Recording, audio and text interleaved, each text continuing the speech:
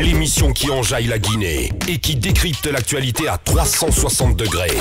Les grandes gueules. C'est aussi sur Sweet FM Guinée. Tous les jours, du lundi au vendredi à 18h. Sur la radio, It's Only It. Tous les soirs sur Espace TV, vous avez rendez-vous avec cette émission juste après la rédaction de Moussa Moïse Silla. L'actualité dominée, vous le savez très bien, avec cette rencontre. Regardez ces images. C'était hier du côté du palais Sékou Touré entre le président Condé et le président de l'UFR. C'est bien sûr Sidya Touré, la troisième force politique du pays, reprend donc sa place au sein du comité de suivi de l'accord politique du 12 octobre 2016.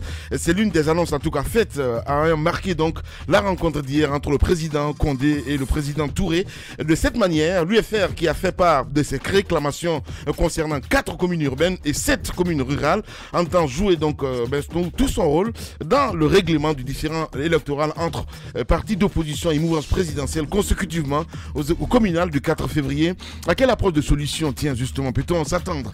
Nous posons cette question ce matin. Comment sortir de l'impasse politique actuelle? Monsieur Sidya Touré, il est le président de l'UFR, au représentant du président Condé. Il sera en direct dans cette émission Les Grandes Gueules. Enseignement supérieur comme un goût d'inachevé à propos du processus de biométrisation donc des effectifs des étudiants et des enseignants dans les institutions d'enseignement supérieur du pays, précédemment annoncé, bouclé sans que tout élément y afférent ne soit intégré. Le processus est à nouveau relancé. Et qu'a-t-on constaté jusqu'ici au gré de ce recensement biométrique? Et quelle est la finalité justement recherchée au terme du processus et quel impact attendu sur la qualification du système éducatif guinéen au supérieur? Le docteur Bano Barry, il est conseiller du président Condé et chargé donc de l'enseignement supérieur, enseignant, chercheur. Vous allez l'entendre ce matin chez les GG. On va essayer de s'intéresser à quelques messages. Le temps pour notre réalisateur Mohamed Diaby d'appeler le président Sidya Touré. On va essayer de faire lecture de quelques messages en direct avec quelques auditeurs qui interviennent. Voilà, on a cet auditeur qui nous écoute et qui nous écrit ce matin. Bonjour Lamine, bonjour à toute l'équipe. Et les GG, est-ce que vous circulez sur les mêmes voiries que moi à Conakry et sur les routes communautaires de l'intérieur du pays? Nous, on va au plus près des vrais gens à l'intérieur du pays, à Famoussa Makadiabi. Voilà, c'est important. Alors, souvenez-vous, il y a quelques années, comment se portaient les voiries de Conakry et sur ces mêmes voiries, comment circulons aujourd'hui? Eh bien, que dalle! Eh bien, voilà. On y va avec le tuteur qui nous écrit, lui est de l'UFR. Bonjour Lamine, bonjour à toute l'équipe. Il faut penser à créer un BNTD, donc à l'image de celui de la Côte d'Ivoire, pour certifier les travaux publics. Encore que cette structure doit comprendre des personnes de bonne probité morale. C'est Fodé Baldé, très actif, jeune républicain. La Guinée d'abord. L'UFR a la chance de l'avoir, ce monsieur. Ahmed Kourouma, la star du Facebook, qui réagit évidemment. Cupidité, incompétence, kleptomanie, plus clientélisme sont les cancers qui gangrènent le secteur des travaux publics. C'est bien analysé. Je ne suis pas tout le temps d'accord avec lui, mais là, de ce côté, il voit vrai, Ahmed Kourouma. Allez, on va avec Sidya Touré dans un instant que nous allons joindre. Donc, il y a cet autre qui nous écrit sur notre plateforme, le 657 39 13 13. Bonjour les GG, je m'appelle Maître du Savoir. Mon nom peut vous paraître bizarre, mais j'ai toujours craché la vérité. L'État a toujours appelé le médecin après la mort. Le pont doit être refait avant qu'il ne soit trop tard. C'est un auditeur, oui, il est très alarmiste ce matin qui nous écrit. On y va avec cet autre sur le 657 39 13 13. Bonjour, moi c'est Mohamed Silla depuis Afia. Après l'intervention du président Kouyaté hier, ça donne encore beaucoup d'espoir. La victoire de 2020 à Sékou Touré. Vive le PEDN, vive le président Kouyaté. C'est une question qui pose ce matin. Titi, on va essayer de joindre dans un instant. Le président Touré, hier on a vu les images. Oui, on a vu les images. Cette rencontre qui s'est tenue donc au palais Sékou Touré entre le président de l'UFR qui était accompagné de quelques leaders aussi proches de son parti et c'était donc dans la foulée des consultations engagées par le président avec la classe politique. Ce dont il faut se féliciter, c'est que l'UFR a accepté de reprendre sa place au sein du comité de suivi qui va tenir sa première réunion dès demain vendredi. C'est une avancée, c'était important de le souligner. Bien. Et on va suivre un peu ce qui va se passer au sein de ce comité de suivi. Voilà, le président Sidya Touré en direct chez les GG. Les grandes gueules. Bonjour monsieur le président. Bonjour Lamine. Bienvenue sur Espace et chez les GG. Pour commencer, monsieur le président, avec quel sentiment vous êtes sorti de votre entrevue hier avec le président Alpha Condé? Mais attendez, nous allons pour aller discuter politique, vous me demandez des sentiments. Il n'y a pas de sentiments. Je suis allé là-bas pour discuter des choses. Oui, mais le sentiment, c'est de savoir est-ce que vous êtes sorti rassuré. C'est tout, voilà. Ni de peine, ni de joie. Disons que j'ai des impressions. Excusez-moi, je voulais revenir en arrière 2 secondes. Allez-y. De Cap-Pont, parce que vous savez que je suis un ressortissant de cette région. Mais je vais vous expliquer vraiment le danger que cela représente. Quand nous étions tout petits, il n'y avait pas de pont là-bas et il n'y en avait pas à Bofa. Donc on avait 2 bacs pour aller à Bouquet. Le bac du Concouré, donc là où il y a le Cap-Pont, mais un peu plus en bas vers Ouassou, en saison de pluie, il fallait un remorqueur pour tirer le bac et des fois vous pouvez descendre jusqu'à 10 km de la ville, tellement le courant est fort. Donc c'est un endroit où il est extrêmement dangereux qu'il n'y ait pas de pont, parce qu'on ne pourra pas pallier à cela. Et vraiment, je vous encourage à continuer de parler de cela. Les Français ont terminé ce point 1 mois juste avant l'indépendance. Donc cela veut dire que si ça n'avait pas été fait, on se trouverait dans une situation totalement impossible. Parce que je ne vois pas pourquoi il n'y a toujours rien qui sort de là, quand on sait les activités qu'il y a de l'autre côté de ce pont-là. Vraiment, ça, c'était juste une mise au point. Maintenant, en ce qui concerne la rencontre d'hier, nous avons rencontré le président de la République comme d'autres forces politiques pour poser les problèmes qui concernent notre groupe parlementaire, notre parti, en ce qui concerne le résultat des élections.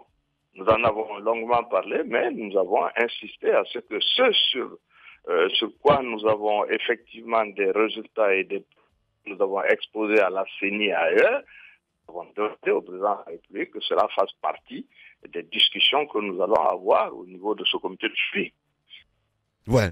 Le président Touré, en direct chez les juges. Allez-y, Moussa Moïsi, là. Est-ce que vous pensez, monsieur Touré, que ces échanges avec le chef de l'État vont changer quelque chose au sujet de votre réclamation première, donc les différentes circonscriptions dans lesquelles vous pensez avoir été volé? Est-ce que vous pensez que ces échanges pourront changer la donne? Justement.